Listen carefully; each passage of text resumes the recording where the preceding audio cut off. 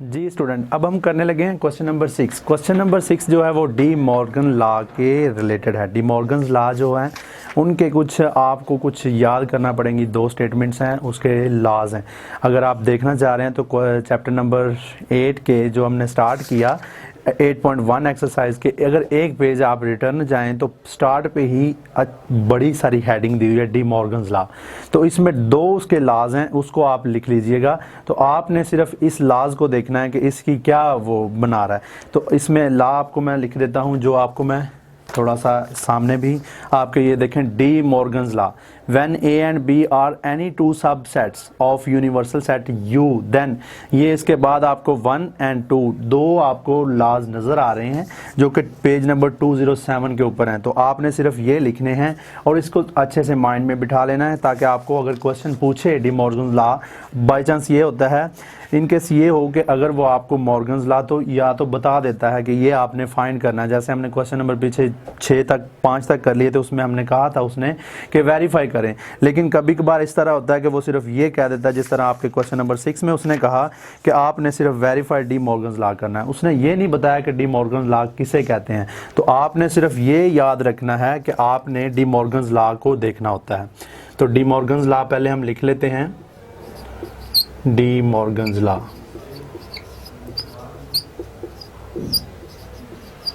D Morgan laws, ठीक है जी। इसमें फर्स्ट उसका जो लॉ है डी मॉर्गन्स लॉ, वो है ए यूनियन बी का complement, A union B complement whole इसका कॉम्प्लीमेंट। सी लगा लें या उसकी स्लैश लगा लें, इसमें कोई इसका इश्यू नहीं है। सी लगा लें या उसके इस तरह आप स्लैश भी लगा सकते हैं। चलें, इस पर हमने पीछे किया सी वाला, चलें आप कॉम्प्लीमेंट के लिए सी ही यूज़ करें।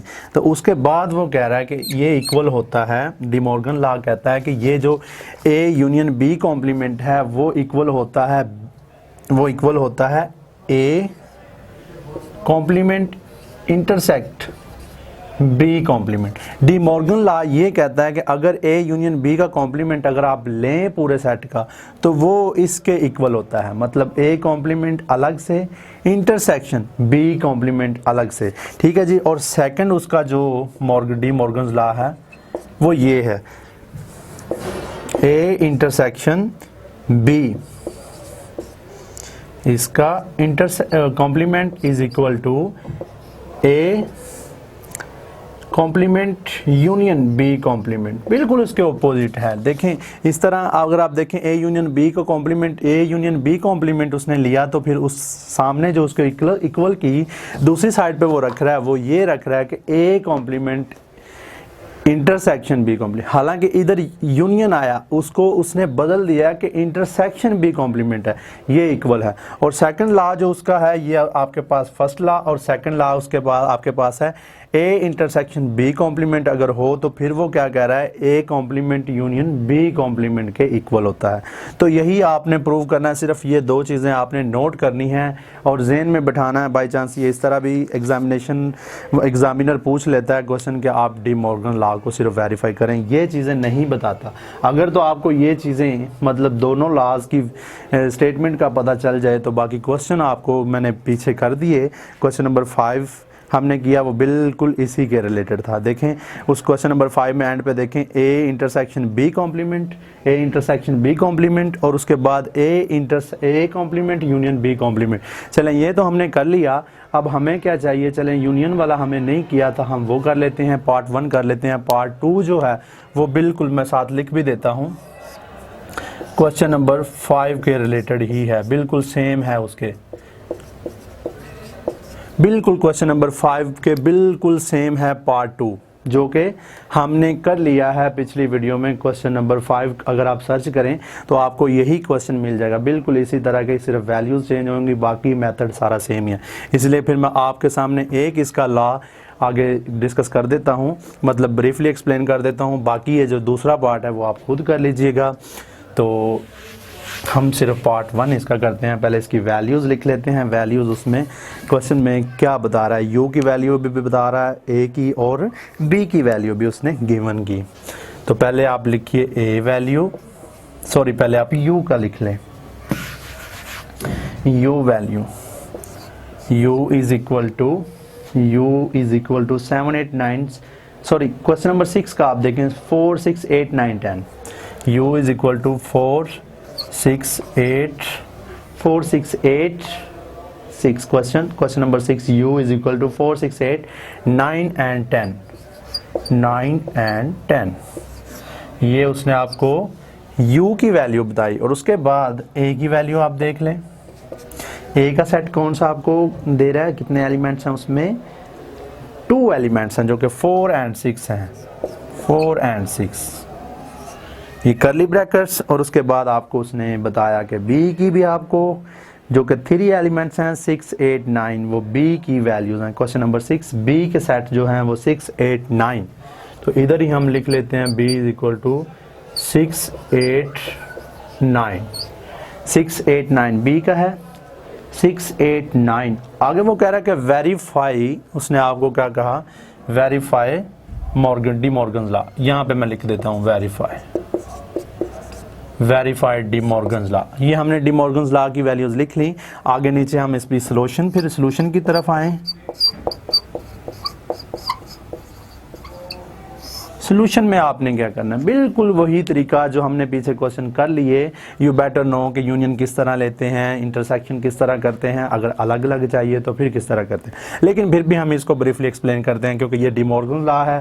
पहले हम डी मॉर्गन्स लॉ क्वेश्चन कर चुके हैं, लेकिन हमें नाम का आपको नहीं आइडिया था, लेकिन फिर हम इसे इस ब्रीफली एक्सप्लेन कर देते हैं।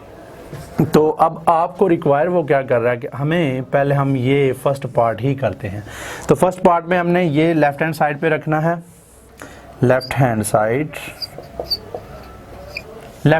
पे A यूनियन B, इसका होल कॉम्प्लीमेंट लेंगे बाद में। पहले आप A यूनियन B, पहले A का सेट लिखें। A का आपको गिवन है 4 एंड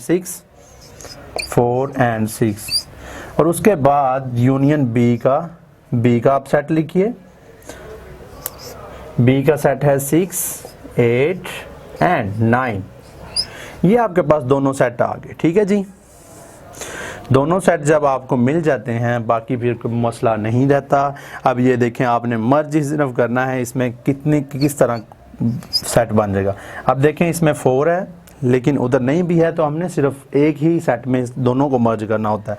तो 4, उसके बाद इधर 5 नहीं है ना, तो उधर है, फिर हम 5 नहीं लिखेंगे।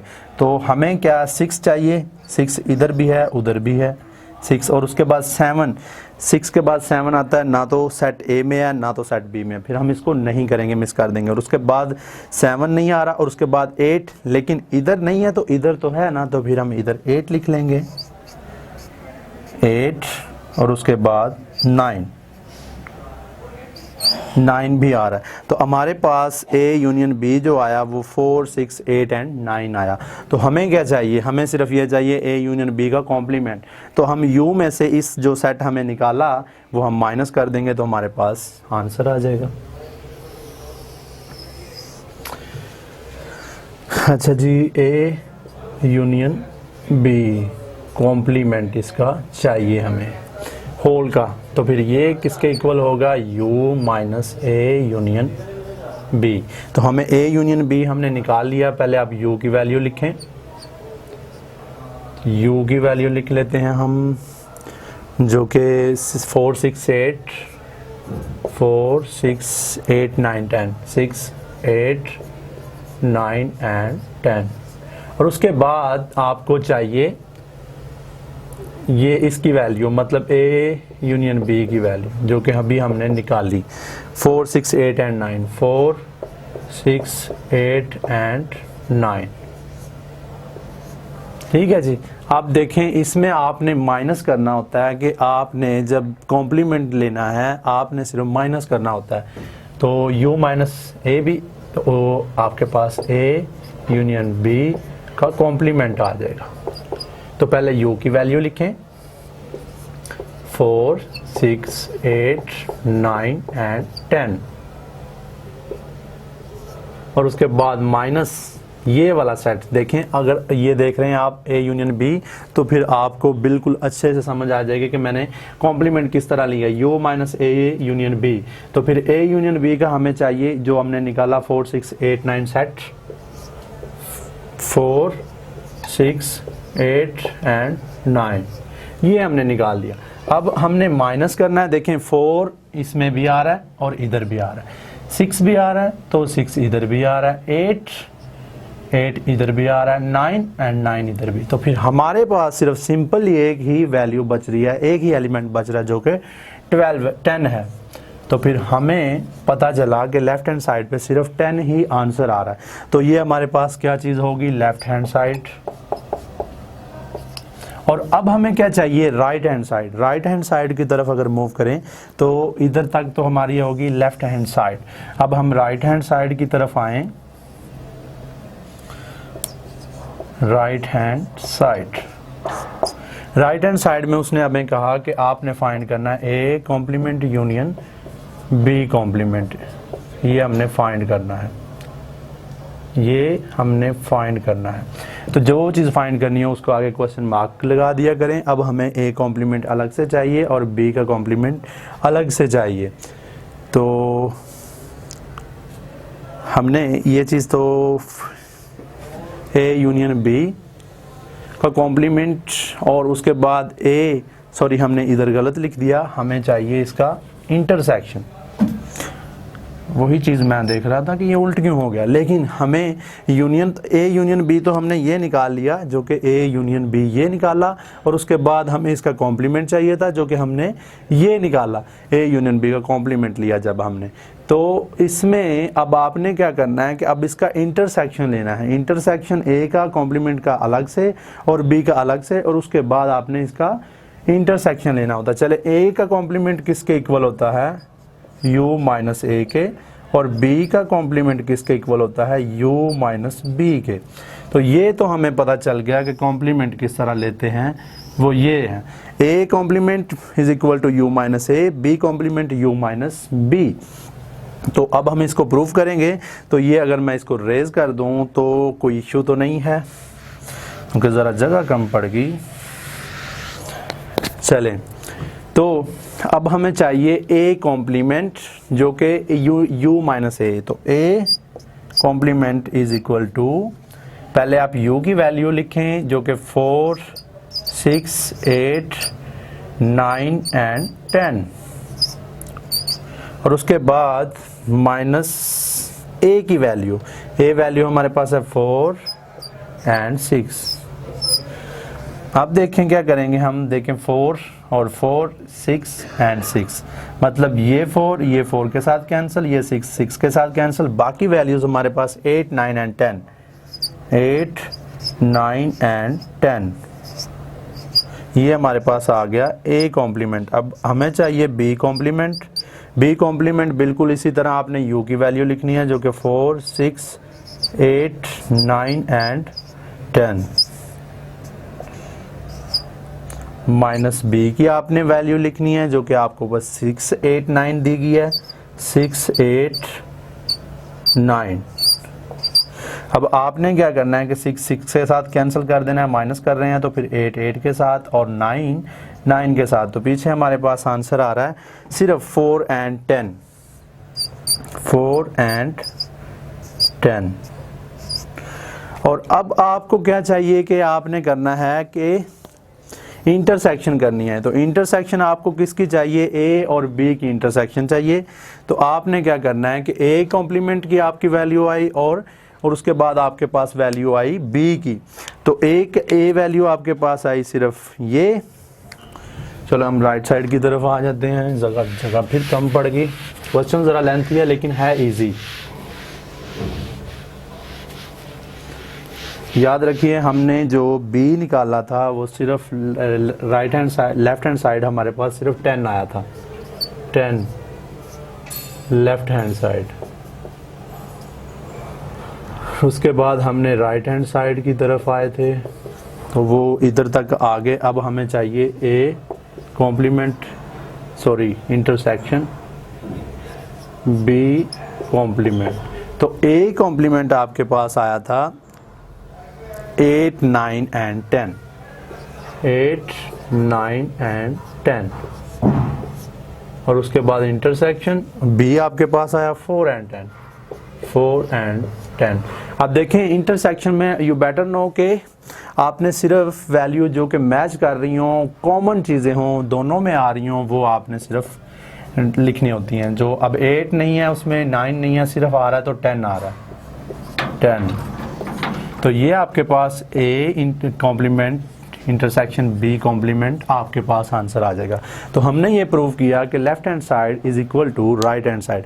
ये डी मॉर्गन लॉ का मैंने पार्ट 1 किया। ये क्वेश्चन जो पार्ट 2 है इसका डी मॉर्गन लॉज के 2 लॉज हैं, जो कि 1 और 2 ये मैंने आपके सामने लिखे भी, और एक लॉ मैंने आपके सामने ये सारा प्रूव किया, और सेकंड लॉ मैंने आपको बताया कि क्वेश्चन नंबर 5 जो इससे पिछली वीडियो हमने की थी उसमें सेम ये जो डी मॉर्गन लॉ सेकंड जो लॉ है वो क्वेश्चन नंबर 5 में दिया गया है। वो आपने, अगर आपको ये पार्ट चाहिए सेकंड, तो फिर आप क्वेश्चन नंबर 5 सर्च कीजिए। तो यहाँ पे हमारा क्वेश्चन नंबर 6 एंड होता है। अब हम करते हैं क्वेश्चन नंबर 7 नेक्स्ट वीडियो में। Thank you very much.